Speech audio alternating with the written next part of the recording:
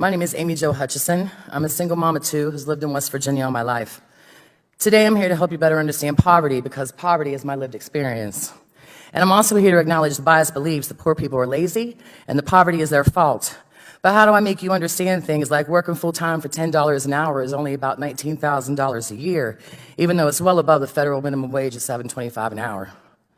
I want to tell you about a single mom I met who was working at a gas station. She was promoted to manager, and within 30 days, she had to report her new income to DHHR. Within 60 days, her rent bumped from $475 to $950 a month. She lost her SNAP benefits and her family's health insurance. So she did what poor people are forced to do all the time. She resigned her promotion and went back to working part-time just so she and her family could survive. Another single mom I know encouraged her kids to get jobs. For her DHR review, she had to claim their income as well. She lost her SNAP benefits and her insurance, so she weaned herself off of her blood pressure medicines because she, working full-time in a bank and part-time at a shop on the weekends, couldn't afford to buy them. Eventually, the girls quit their jobs because their part-time fast food income was literally killing their mother. You see, the thing is, children aren't going to escape poverty as long as they're relying on a head of household, who is poor. Poverty rolls off the backs of parents and right onto the shoulders of our children despite how hard we try. I can tell you about my own with food insecurity. The nights I went to bed hungry so my kids could have seconds, and I was employed full-time as a Head Start teacher.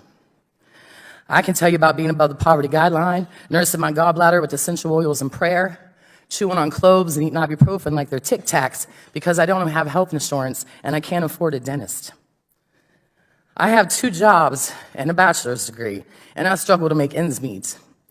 The federal poverty guidelines say that I'm not poor, but I cashed in a jar full of change the other night so my daughter could attend a high school band competition with her bands. I can't go grocery shopping without a calculator.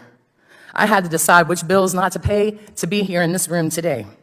Believe me, I pulled myself up by the bootstraps so many damn times that I've ripped them off. The current poverty guidelines are ridiculously out of touch. The poverty line for a family of 3 is $21,720. Where I live, because of the oil and gas boom, a 3-bedroom home rents for $1,200 a month. So if I made $22,000 a year, which could disqualify me from assistance, I would have $8,000 left to raise 2 children and myself on. And yet the poverty guidelines wouldn't classify me as poor. I Googled congressman's salary the other day, and according to Senate.gov, the salary for senators, representatives, and delegates is $174,000 a year. So a year of work for you is the equivalent of almost 4 years of work for me, and I'm $24,000 above the federal poverty guidelines definition of poor. It would take 9 people working full-time for a year at $10 an hour to match y'all's salary. I also read that each senator has authorized $40,000 for state office furniture and furnishings, and this amount is increased each year to reflect inflation. That $40,000 a year for furniture is $360 more than the federal poverty guidelines for a family of 7.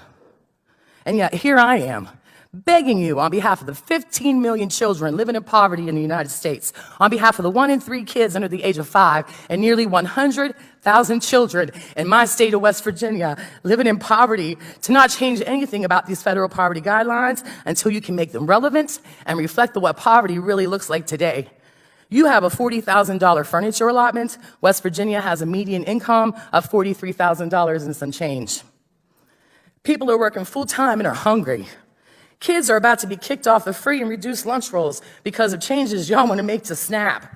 Even though 62% of West Virginia SNAP recipients are families with children, the very same children who cannot take a part-time job because their parents will die without insurance.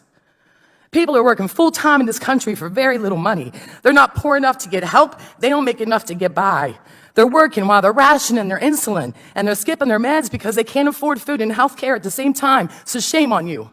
Shame on you, and shame on me, and shame on each and every one of us who haven't rattled the windows of these buildings with cries of outrage at a